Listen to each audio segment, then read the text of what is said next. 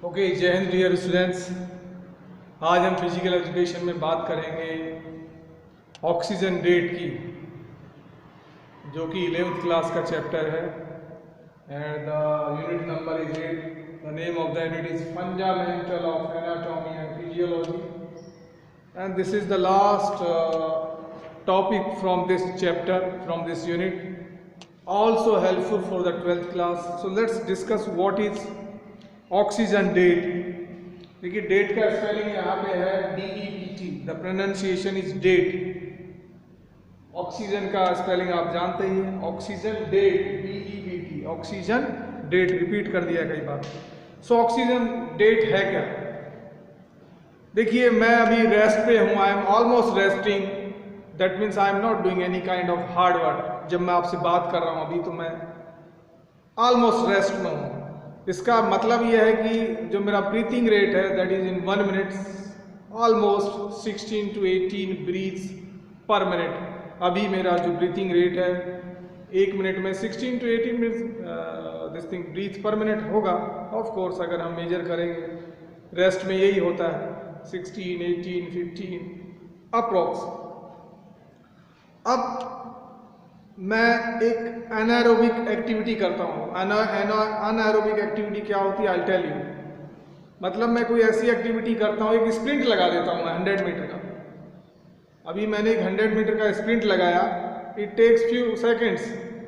Shoot लगाया, that means उसमें मैंने अपनी पूरी ताकत लगा दी, उसी को तो बोलते हैं स्प्रिंट, शूट, पूरी ताकत झोंक देना।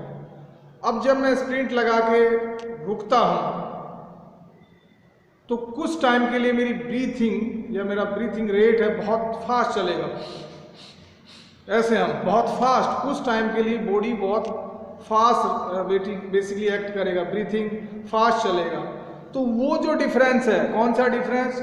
जब बॉडी रेस्ट में थी तो 16 या 18 number of breaths per minute ले रही थी, और अब जब 100 मीटर का शूट लगा के हम जस्ट नाउ खत्म करने के कुछ टाइम तक जो बॉडी एक एक्स्ट्रा अमाउंट ऑफ ऑक्सीजन या नंबर ऑफ ब्रीथिंग फास्ट जो हो रही है, इसी को कहते हैं ऑक्सीजन डेट। अब हम डेफिनेशन पे आते हैं,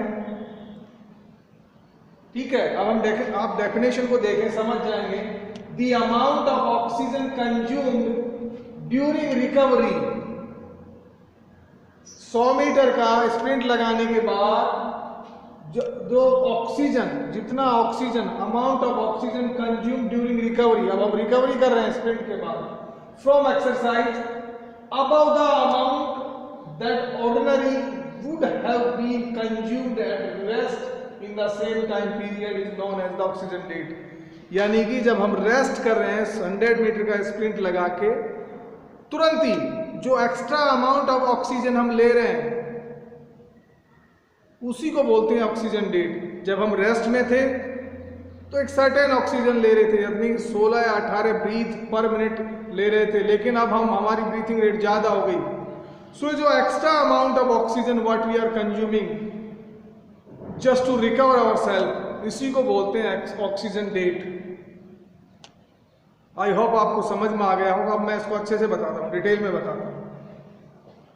देखिए, जब हम कोई अनएरोबिक एक्टिविटी करते हैं, अब एनाएरोबिक क्या है?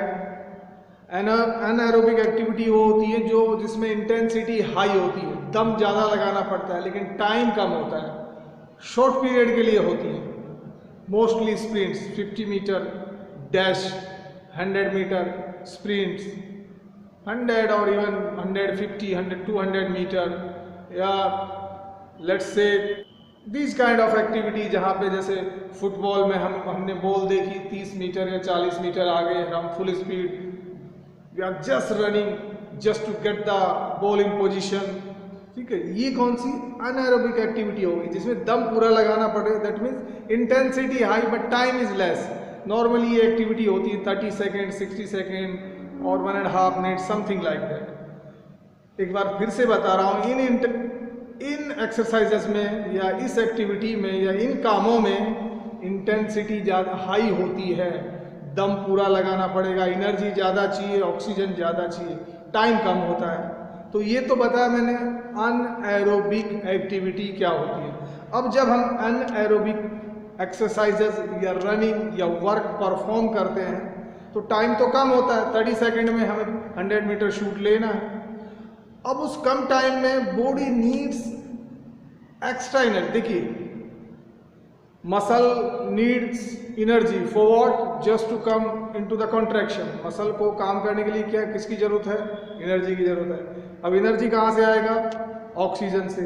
अब हमने अनएरोबिक एक्टिविटी शुरू कर दी, तो शुरू जैसे ही की एनर्जी खत्म हो गया। क्यों खत्म हो गया? कि जितनी ऑक्सीजन बॉडी को जरूरत है उतनी मिल नहीं रही बाहर से, क्योंकि इंटेंसिटी हाई एक्सरसाइज की, वर्क की, एक्टिविटी की। तो बॉडी क्या करेगा? हमारी बॉडी में रिजर्व जो ऑक्सीजन है वो कंज्यूम करेगा। वो कहाँ रिजर्व ऑक्सीजन कहाँ है? माइटोकॉन्ड्रिया, जिसका मैंने यहाँ पे लिखा है mitochondria. So mitochondria we can say just like a reserve bank. ये एक तरह से इमरजेंसी का एक थैला है, बैग है, जो इमरजेंसी के लिए रखा रहता है सेल में। It's like energy house for the cell we can say. So यहाँ पे ऑक्सीजन रिजर्व था, तो मसल ने यहाँ से ऑक्सीजन ले लिया, मीन्स एनर्जी बनाने के लिए यहाँ से बॉडी ने ऑक्सीजन ले लिया, एनर्जी प्रोड्यूस हो गई और मसल ने वो एक्टिविटी पूरी कर दी। ठीक है। अब मसल ने माइटोकॉन्ड्रिया में जो रिजर्व ऑक्सीजन रखी हुई थी, इमरजेंसी के लिए जो ऑक्सीजन रखी हुई थी, उसको यूज कर लिया, क्योंकि जो एक्टिविटी थी अनएरोबिक थी। अब एक्टिविटी हमारी खत्म हो गई, स्प्रिंट हमने मार लिया, अब हम रुक गए। अब जब हम रुक गए तो बॉडी क्या करेगा? वापस से जो माइटोकॉन्ड्रिया है उसको वापस से रिफिल करेगा। भाई वो तो इमरजेंसी के लिए फिर से रखेगा। ठीक है। तो माइटोकॉन्ड्रिया फिर से अपने आप को रिगेन करेगा, रिसेट करेगा। तो वो क्या करेगा? देखिए, एक्टिविटी हमारी खत्म हो गई, लेकिन खत्म होने के बाद भी हम कुछ देर तक या मिनट तक ऐसे जो ब्रीथिंग कर रहे हैं, that means what the body is doing, body वापस से रिफिल कर रही है ऑक्सीजन को, माइटोकॉन्ड्रिया को फिर से भर रही है। उसी को बोलते हैं ऑक्सीजन डेट। यानी कि एक्टिविटी खत्म करने के बाद भी जो बॉडी, हमारी सांसें अभी भी तेज चल रही है कुछ टाइम के लिए, वो बॉडी एक्चुअली कर क्या रही होती है? Body just refilling the mitochondria, body just again reserving the oxygen for the mitochondria.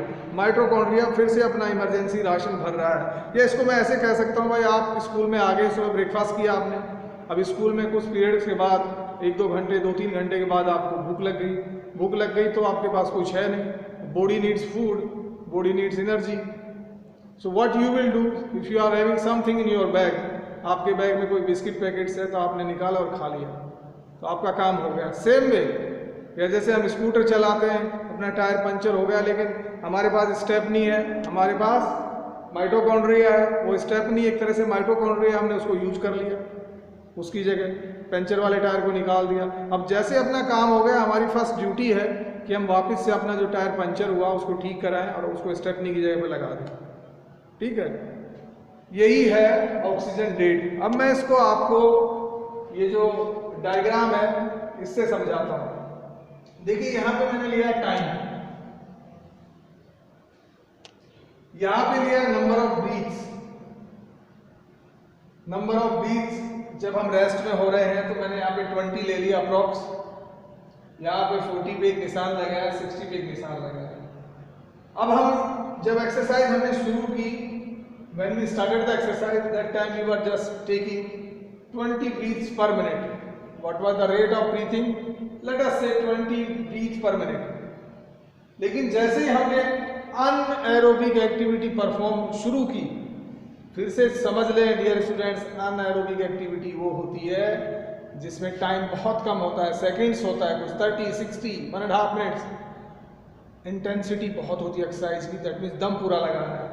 अब हमने दम लगाया, एक्सरसाइज चालू की, तो हमारा जो ब्रीथिंग रेट था ये यहाँ पे आ गया, मतलब लगभग 50 ब्रीथ्स पर मिनट आ गया एज पर दिस डायग्राम, और हमारी एक्टिविटी यहाँ पे खत्म भी होगी।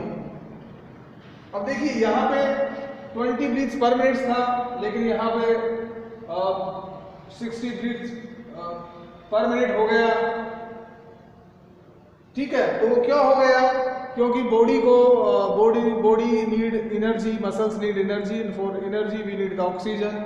सो व्हाट हैपेंड, यहाँ पे हमारी एक्टिविटी खत्म हो गई, और खत्म होने के बाद देखिए body is like taking more oxygen, number of breaths are still more.